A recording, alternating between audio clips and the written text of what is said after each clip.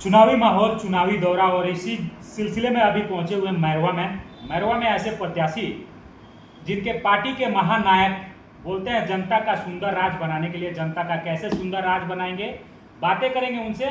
सबसे पहले परिचय कराते हैं। नाम है मुन्ना पांडे जी और मार्केट में ऐसी छवि कि लोगों को बस ऐसा लगता है कि इस बार इन्हीं का चेहरा जनसुराज के लिए बेहतर फिट बैठेगा जीरादेई विधानसभा 106 से। सबसे पहले स्वागत है हमारे चैनल में मुन्ना पांडे जी। क्या कुछ चल रहा है विधानसभा को लेके, विस्तार से शुरुआत करते हैं। आपको भी और आपके चैनल को भी बहुत बहुत स्वागत, बहुत बहुत धन्यवाद कि आप लोग यहाँ आए हैं हमारा इंटरव्यू करने। आपके दर्शक लोगों को भी कि आप लोग सुन रहे हैं। विधानसभा की का जो है जो कि हम लोग यहाँ से 8-10 प्रत्याशी हम लोग यहाँ से भावी प्रत्याशी हैं, उसमें सब लोग प्रयास कर रहे हैं। जिसको भी टिकट मिलेगा हम लोग सब लोग साथ मिलकर उसको जिताएंगे, जनसुराज को जिताएंगे। जनसुराज की बात करें विधानसभा जीरादेई की 106 की, तो सबसे ज़्यादा प्रत्याशी यहाँ पे क्यों? सबसे ज़्यादा प्रत्याशी इसलिए हैं कि जनसुराज यहाँ बहुत मजबूत भी है, बहुत मजबूत है। यहाँ बहुत काम हुआ है, सभी लोग मिलकर बहुत अच्छा काम किए हैं। और जनसुराज की पूरे बिहार में जनसुराज की जो पहली प्रखंड कमेटी गठित हुई थी यहाँ जीरादेई में गठित हुई थी, तो जनसुराज यहाँ बहुत मजबूत स्थिति में है। यहाँ जो भी लोग हैं बहुत अच्छा काम कर रहे हैं। सबसे ज़्यादा मजबूत स्थिति में आप हैं यहाँ पे जीरादेई से, यह आप कह सकते हैं। लेकिन जो लोग भी काम कर रहे हैं सब लोग अच्छे लगन से काम कर रहे हैं, मेहनत से काम कर रहे हैं, जनसुराज के लिए काम कर रहे हैं। तो सब लोग काम कर रहे हैं अपने हिसाब से। हो सकता है कि कोई कम कोई ज़्यादा काम करता है, लेकिन काम सब लोग जनसुराज के लिए बेहतर कर रहे हैं। पार्टी एक अपने हिसाब से आकलन कर रही है कौन कितना हमारे लिए काम कर रहा है, उस हिसाब से टिकट देगी। उस सिलसिले में पार्टी अपना आकलन करके कहीं ना कहीं आपका नाम सबसे अव्वल दर्जे पे आ रहा है। इसके पीछे जो उनका प्रयास है चल रहा है, आपको कितना पता है कि हमें कहाँ पे रखा है पार्टी ने और हमें कब टिकट मिलेगा, कैसे मिलेगा, क्या होगा?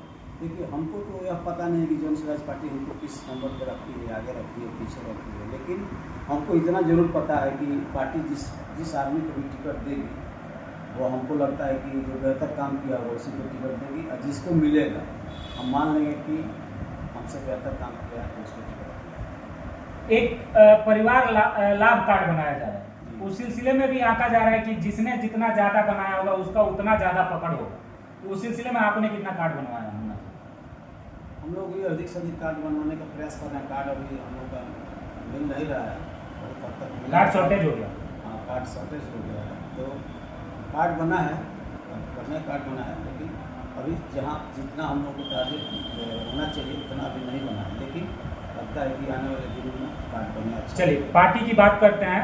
जनता का सुंदर राज बनाने की जो प्रशांत किशोर जी बात कर रहे थे, अगर आप विधायक बन जाते हैं जीरादेई के लोगों का जनता का सुंदर राज कैसे बनेगा? जीरादेई के लोगों का सुंदर राज इसलिए होगा कि जब जनता का राज होगा, खुद जनता ही इसकी मालिक होगी। जनता का सरकार बनेगा तो जनता का सुंदर राज होगा। जनता का सुंदर राज इसलिए होगा कि यहाँ से पलायन रुकेगा। यहाँ से 10-15 हज़ार के लिए मजबूरी में मजदूरी करने लोग जो बाहर जाते हैं उनको रोजगार के यहाँ व्यवस्था किया जाए। जो गरीब आदमी, दलित आदमी, वंचित आदमी, शोषित आदमी, मतलब पिछड़ा आदमी, जिनके बच्चे इंटर पास 3%, 5%, 7% ज़्यादा नहीं कर पाते हैं, प्राइमरी शिक्षा में उनको पढ़ने के लिए बहुत बेहतर स्कूल नहीं है, जहाँ जाते हैं उनको अंग्रेजी पढ़ने का कोई व्यवस्था नहीं है।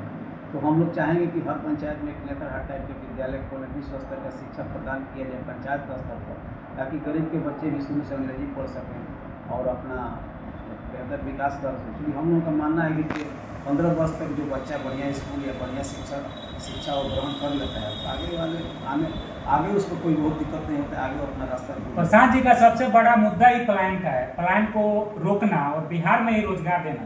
तो क्या इतनी बड़ी बड़ी कंपनियां लगा पाएंगे जो लाखों मजदूर बिहार से जाके बाहर काम करते हैं? अभी भी पूरे देश में हमको लगता है कि हर स्टेट में अपने बिहार के मजदूर मिलेंगे। ठीक है, मजदूर मिलेंगे, अच्छी बात है। आपने जो मुद्दा उठाया उद्योग धंधा से, तो बहुत ऐसा जगह है दुबई में कोई उद्योग धंधा नहीं है, उद्योग नहीं है।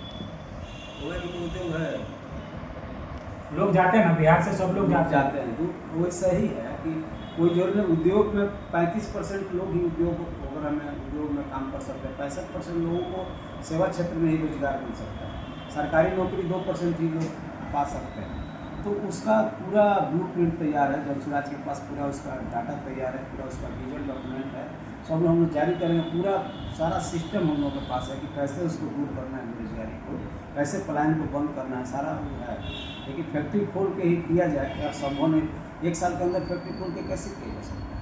उसका है, देखिए जब पूंजी है, पूंजी का भी पलायन हो रहा है, खाली लोगों का पलायन नहीं हो रहा है, पूंजी का भी पलायन हो रहा है, बुद्धि का भी पलायन हो रहा है, पैसे का भी पलायन हो रहा है, और लोगों का जो बढ़िया बढ़िया लोग उनका भी पलायन हो रहा है। तो पलायन, जब पूंजी का पलायन रुकेगा तो बुद्धि का पलायन रुकेगा, जब बुद्धि का पलायन रुकेगा तो अपने आप विकास होना शुरू हो जाएगा। तो वो सब चीज़ों पर ब्लूप्रिंट तैयार है, और जब सरकार बनेगी हम लोग उसको लागू करेंगे। उसका ऐसा कुछ नहीं है कि हम लोग खोखला दावा कर रहे हैं, सबका हम लोग व्यवस्था किए हुए हैं, तो रुक जाएगा। क्या माना जाए पांडे जी, जैसे हर बार बिहार में जो भी चुनाव होता था जात पात को लेकर होता था, इस बार का जो चुनाव है आपके जो मेंबर है, हेड है प्रशांत किशोर जी, ये जात की नहीं जमात की बात करते हैं, कितना सच्चाई है इसमें? देखिए, पहले पलायन शब्द कोई जानता ही नहीं था, पलायन मुद्दा ही नहीं था। पहली बार मोदी जी भी गया में आकर पलायन की बात किए हैं बिहार में। तो यह जन स्वराज की ताकत है, यह जन स्वराज की ताकत है कि बिहार में पलायन मुद्दा बना है, रोजगार मुद्दा बना है, वृद्धा पेंशन मुद्दा बना है, महिलाओं का सशक्तिकरण मुद्दा बना है।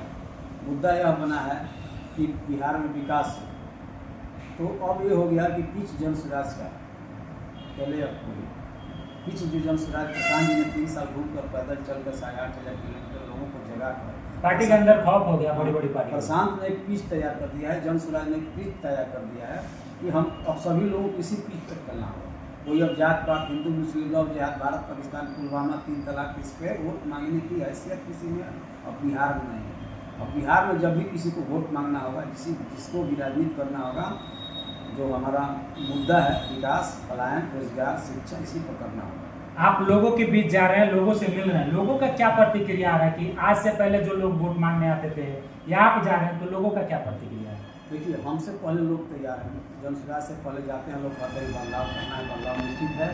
लोग ऊब गए हैं, उनका सब सरकारी जो भ्रष्टाचार, इससे लोग ऊब गए हैं। हर जगह भ्रष्ट व्यवस्था है, सरकारी तंत्र यहाँ मतलब सरकार नाम का कोई चीज़ नहीं है, अधिकारी का राज चल रहा है। जनता उठ चुकी है, जनता बदलाव चाहती है, और बदलाव होता है। बात जीरादेई की आती है तो कहीं ना कहीं सर्वप्रथम डॉक्टर राजेंद्र प्रसाद का बात ना है तो ये कहीं ना कहीं अछूता रह जाएगा। और इस एरिया में अगर देखा जाए तो सबसे कम विकास अगर वहाँ पे उनका जो स्थानीय निवास है, कुछ भी नहीं हुआ है। बड़े बड़े नेता आते हैं, राजनीति करके चले जाते हैं, क्या करिए?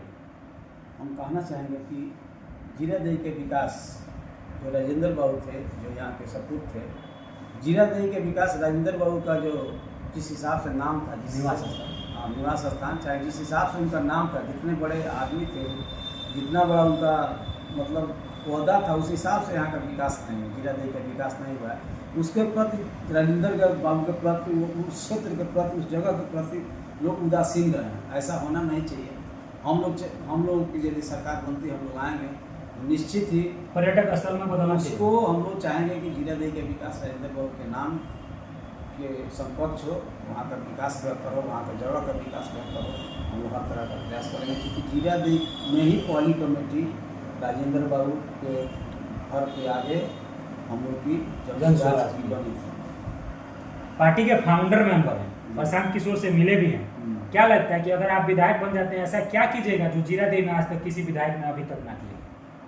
देखिए, हम लोग यह चाहेंगे कि पहले तो जो डिग्री कॉलेज है, जो बच्चों के पढ़ने का बढ़िया व्यवस्था है, उसमें बेहतर सुधार हो। हॉस्पिटल कोई बढ़िया जीरादेई में कोई ऐसा हॉस्पिटल नहीं जहाँ जो जाए गरीब आदमी जाए, दवा करा ले, इलाज करा ले, सीरियस हो जाए, वहाँ कोई इस तरह का हॉस्पिटल नहीं है। तो हम लोग चाहेंगे कि शिक्षा का बेहतर व्यवस्था हो, वहाँ हॉस्पिटल बढ़िया हो, वहाँ की सड़कें बढ़िया हो, वहाँ का जो भी इंफ्रास्ट्रक्चर है वो बेहतर हो। वहाँ कोई ऐसा टेक्निकल कॉलेज हो जहाँ से बच्चे टेक्निकल डिग्री प्राप्त करके कुछ अपना रोजी रोजगार के लिए आगे बढ़ सकें। तो हम लोगों का इसी पर फोकस होगा कि हम लोग उसका जो आज तक नहीं हुआ है, जिस पर लोग ध्यान देंगे। रोड बन जाना, बिजली आ जाना, कम आ जाना, ज़्यादा आ जाना, वो इंफ्रास्ट्रक्चर जैसे जैसे बढ़ रहा है आगे बढ़ रहा है। लेकिन मूलभूत सुविधाएँ जो हैं, हम लोग का जो शिक्षा, हम लोग शिक्षा का मेन जोड़ है कि भाई शिक्षा अभी क्या है, दलित हम लोग के दलित वर्ग के लोग 3% ही इंटर पास कर पाते हैं, अति पिछड़ा के लोग 5%, मुस्लिम पढ़ पाते हैं, मुस्लिम वर्ग के लोग 7% ही इंटर पास कर पाते हैं। इन सब चीज़ों पर ध्यान देना, हम तो कह रहे हैं कि आरक्षण मिल ही जाए। और कोई लड़का जो ग्रेजुएट करने पर उसकी नौकरी है, तो जब तक ग्रेजुएट नहीं करेगा उस बच्चे को नहीं मिलेगा, उस गरीब आदमी के बच्चे को। तो हम लोगों का कहना है कि पहले तो इस शिक्षा को सुधार किया जाए, पहले प्राइमरी स्टेज का शिक्षा सुधार किया जाए, और इसको भी जो हम लोग का सबसे बड़ा मुद्दा शिक्षा पे रहेगा। हम लोग का शिक्षा है, रोजगार है, और वहाँ का जो बेहतर स्वास्थ्य सुविधा है उसका। आखिरी में जनता से क्या राजेंद्र बाबू का जो जन्मस्थली है उसको हम चाहेंगे कि राष्ट्रीय पटल पर उसका नाम करके, ऐसे तो उनका नाम ही काफ़ी है, विश्व स्तर पर है, लेकिन हम लोग चाहेंगे कि उस हिसाब से वहाँ का इंफ्रास्ट्रक्चर डेवलप हो, ताकि लोग आएँ तो लगे कि हाँ राजेंद्र बाबू को। आखिरी में विधानसभा 106 जीरादेई की जनता से क्या अपील कीजिएगा अपने लिए? हम अपने लिए तो नहीं, लेकिन पूरे दल के लिए हम यहाँ जीरादेई की जनता से अपील करेंगे कि आप लोग इस बिहार के बदलाव में जो जन सुराज का सपना है, आदरणीय प्रशांत किशोर जी का जो सपना है कि बिहार को आने वाले 10 वर्षों में अग्रणी 10 स्टेट में शामिल कराने का जो उनका सपना है कि बिहार को आगे लेकर जाना है, उसमें सहयोग करने के लिए जन सुराज का साथ दें, समर्थन दें, कंधा लगाएं, और आने वाला जो चुनाव है उसमें स्कूल का बस्ता पर मोहर लगाएं और जन सुराज को भारी बहुमत से विजयी बनाएं, ताकि बिहार में सत्ता परिवर्तन हो सके और सत्ता परिवर्तन के साथ साथ व्यवस्था परिवर्तन भी हो सके। यही मेरा लोगों से अपील है, आग्रह है, प्रार्थना है। प्रशांत किशोर के जबरदस्त सिपाही थे मुन्ना पांडे जी, जो कि जीरादेई 106 से विधानसभा चुनाव लड़ेंगे और चुनाव के बाद क्लियर करेंगे यहाँ पे जीतने के बाद कितना विकास करना है, क्या कुछ करना है और कितना परिवर्तन करना है। जैसे लोगों का कहना है कि इस बार परिवर्तन चाहिए, तो जीतने के बाद ये कितना परिवर्तन करते हैं ये तो जीतने के बाद ही पता लगेगा, कितना विकास होता है जीरादेई में। हमारे चैनल पे बने रहिए, हमारे सहयोगी